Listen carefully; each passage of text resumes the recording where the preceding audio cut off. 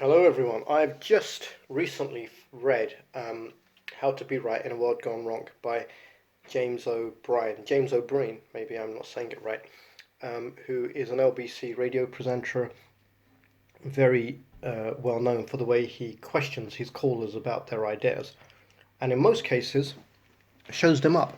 He's not about showing people up just to make them look bad.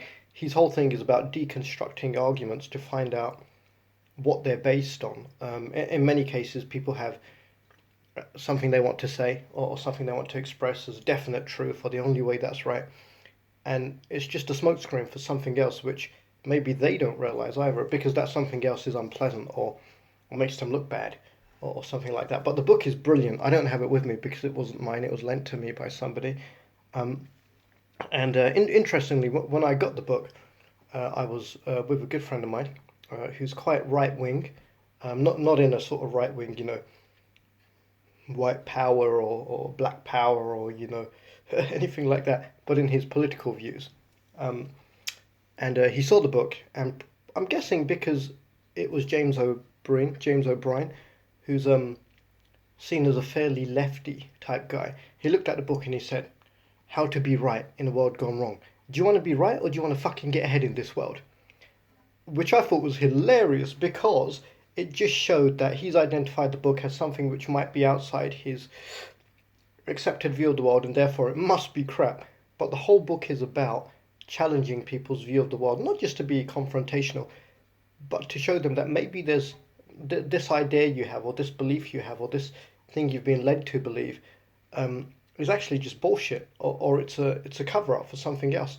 Um, and it's hilarious as well because in each chapter he includes excerpts from his actual conversations he's had on his radio shows.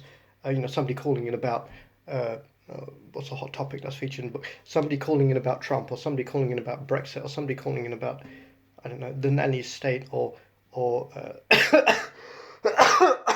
excuse me. That's a leftover from pneumonia and sepsis, which I don't recommend. Avoid it if you can. Unlike the book, which I do recommend. Um, but James's method is fantastic. You can use it yourself to challenge ideas you haven't. With a bit of practice, it becomes automatic. You have an idea and you think, and then you think, no, actually, that's bullshit. It's based on nothing. It's nonsense. What am I actually thinking? And it's very useful like that.